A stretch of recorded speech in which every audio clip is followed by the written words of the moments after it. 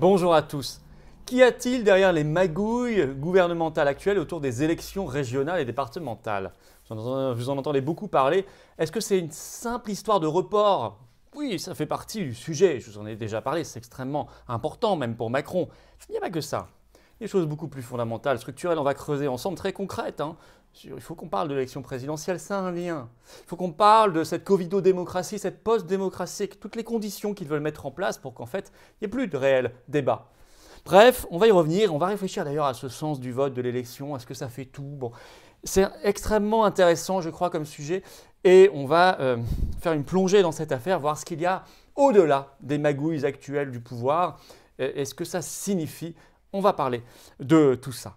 Ça va nous amener à avoir le bon registre de riposte et de résistance, évidemment, comme nous le faisons depuis le début. C'est comme ça qu'on a pu débusquer le passeport sanitaire, c'est en étudiant vraiment les choses à fond. C'est pour ça qu'on arrive à le faire traînasser, qu'on arrive à forcer Véran à dire qu'il n'y en aura pas en France, parce qu'on riposte intelligemment. On va faire la même chose sur cette affaire, sur cette covido-démocratie qu'ils veulent nous vendre, bien évidemment. Et pour ça, j'ai besoin de vous. Alors abonnez-vous à cette chaîne, vous savez, ça prend une seconde, ça donne beaucoup plus de visibilité. Je vous mets toujours le canal Telegram aussi en lien sous la vidéo.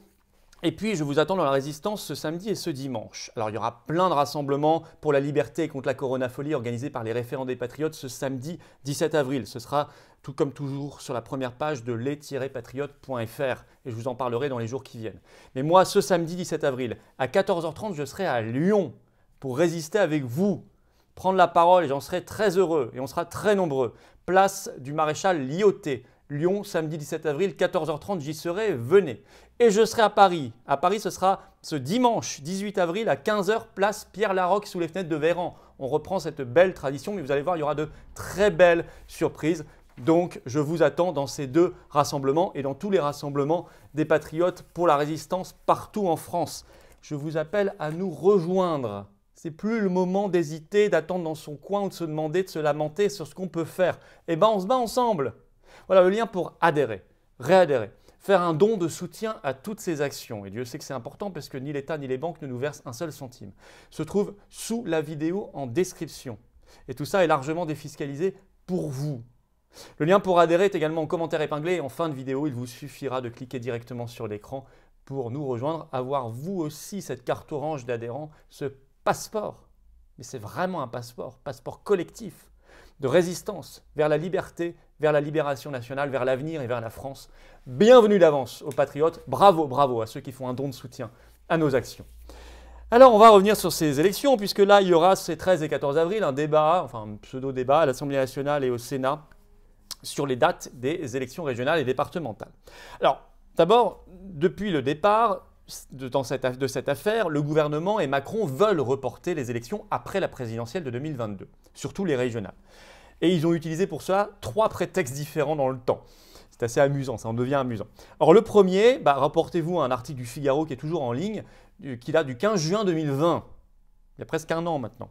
Je cite, « Le président a évoqué le calendrier électoral au regard de la mise en place du plan de relance. » Donc à l'époque, il fallait reporter parce que les régions étaient, et les départements étaient à la manœuvre dans le plan économique de relance. Ça, c'était le premier prétexte donné. Le deuxième, février 2021, puisqu'au départ, les élections, c'était en mars, elles ont déjà été reportées en juin, les 13 et 20 juin. Alors, février 2021, le prétexte, c'était la 3e vague, évidemment, de Covid. Et c'est comme ça qu'ils ont fait voter en février une loi de report en juin. Nous en sommes là. Et d'ailleurs, à l'époque, Jean-Louis Debré, le 13 janvier 2021 au Sénat, avait craché le morceau publiquement, je le cite, « On voulait que j'arrive à la conclusion qu'il fallait que l'on reporte tout après la présidentielle, puisque Debré avait été missionné en novembre dernier pour justement organiser ce report. » Et là, il avait craché le morceau en disant « J'avais une pression très forte de Macron et de ses équipes pour tout reporter à 2022. » Aujourd'hui, on est dans la 3e étape, le 3e prétexte pour reporter une nouvelle fois, donc plus juin mais après. Eh bien, je crois que c'est Estrosi qui l'exprime le mieux. Le 3e prétexte, c'est la vaccination. Et il le dit dans une interview au Journal du Dimanche 10 avril. Je cite Christian Estrosi. « La seule campagne qui doit prévaloir, c'est la campagne vaccinale. » Donc, il est pour le report. « Ne pouvant se tenir que lorsque la majorité des Français seront vaccinés. » Il parle des élections. Alors, Richard Ferrand, qui est le président de l'Assemblée nationale, a exprimé la même chose le 8 avril dans une lettre qu'il a envoyée à Jean Castex, le Premier ministre. Je cite la lettre de Ferrand.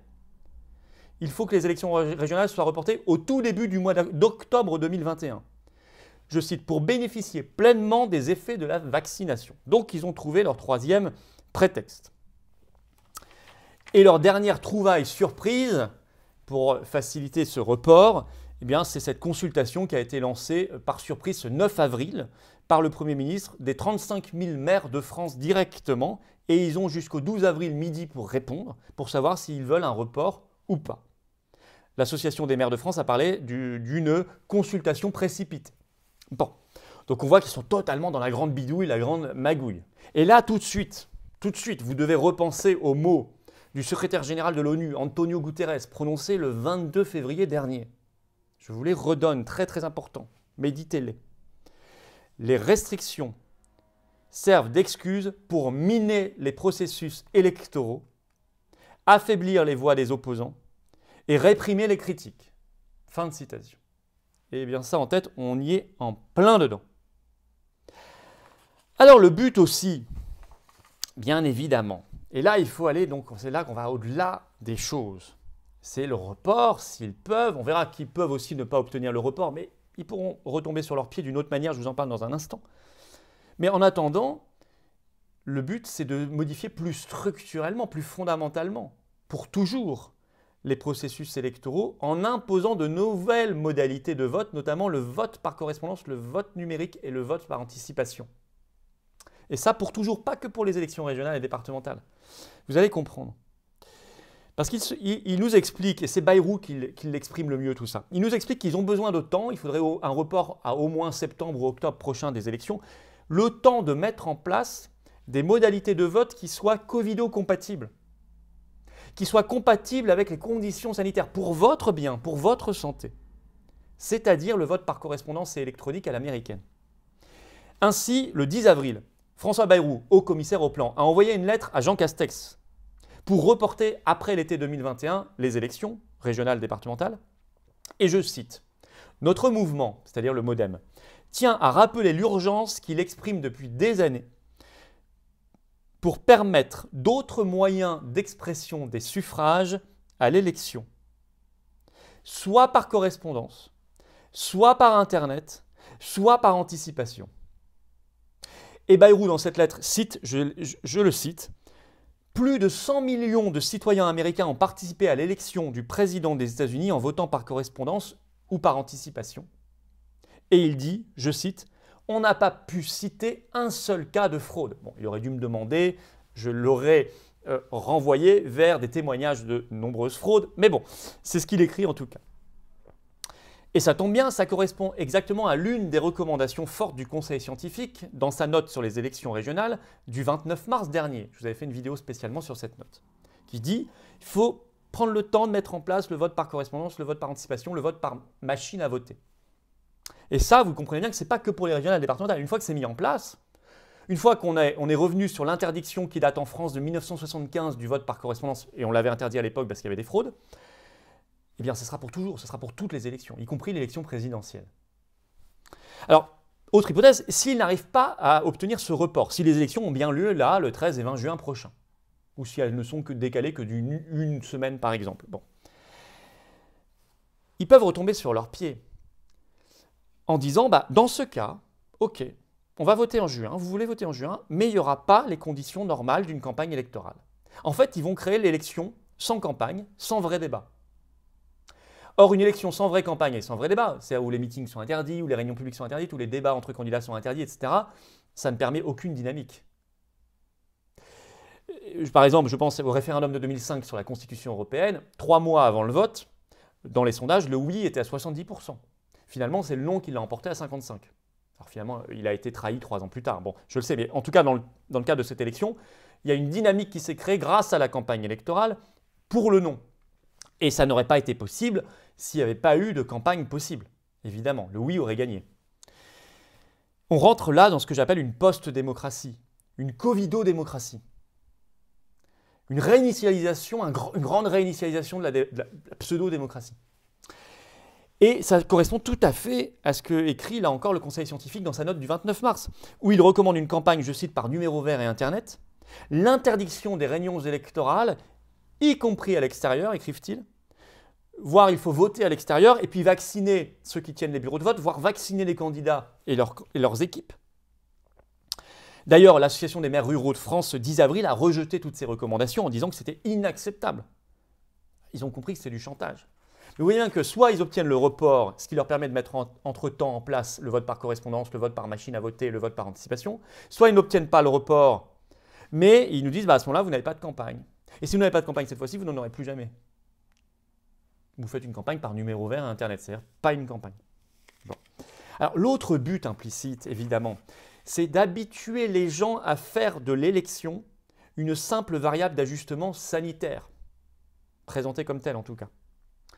Et ça pourrait justifier le moment venu le report de l'élection présidentielle elle-même, normalement prévue en 2022. Évidemment. Si on habitue les gens, comme ils l'ont déjà fait pour les municipales en 2020, je vous le signale, à ce qu'en permanence on fasse des élections une simple variable d'ajustement sanitaire, on pourra le faire aussi pour la présidentielle. Imaginons en 2022, on arrive à ce moment-là, il y a la 5e ou 6e vague. Ou alors finalement, les vaccins ne marchent pas autant qu'on nous le dit aujourd'hui parce qu'il y a des variants, des nouveaux variants. Ou alors, ils veulent mettre en place le vote par correspondance, mais ce n'est pas encore bien prêt techniquement, etc. Il y a 1000 prétextes possibles et tout peut s'accumuler par ailleurs.